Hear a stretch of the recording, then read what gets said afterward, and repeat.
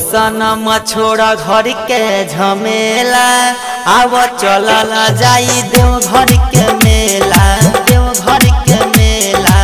हो सनम छोड़ा घर के झमेला, आव चलल जाई देव घर के मेला, देव घर के मेला। हर साल हमके दिल पोलाई हो, हर साल हमके दिल पोलाई, मानव ना बतिया जाई अकेला।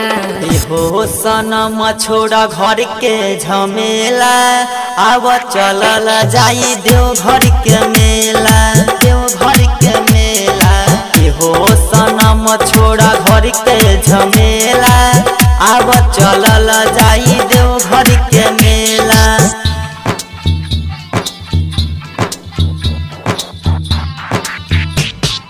डीजे अमित तिवारी देव घर के मेला।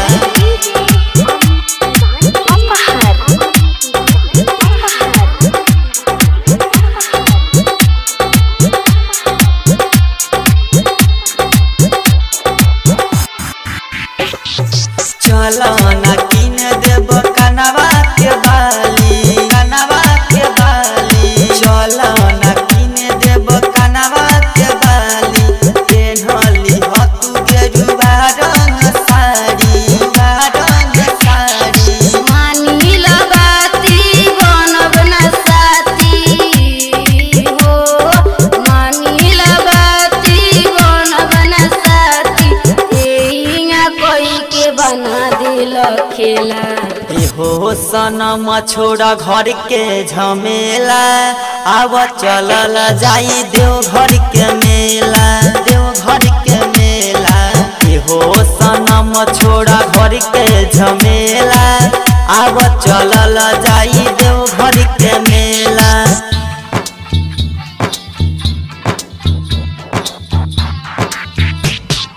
DJ Amit Tiwari, DJ Amit Tiwari, DJ Amit Tiwari. अपहर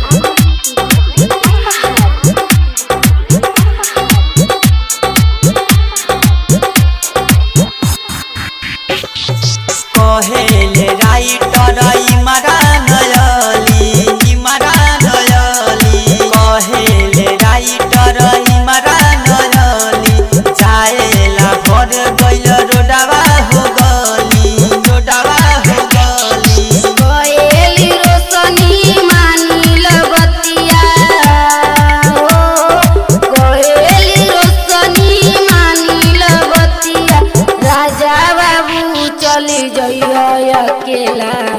हो सनम छोड़ा घर के झमेला, आव चलल जाई देव घर के मेला, देव घर के मेला।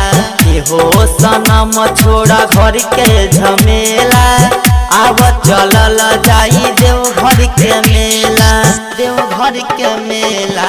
हर साल हमके दिल पोलाई हो, हर साल हमके दिल पोलाई, मानव ना बतिया जाइब अकेला।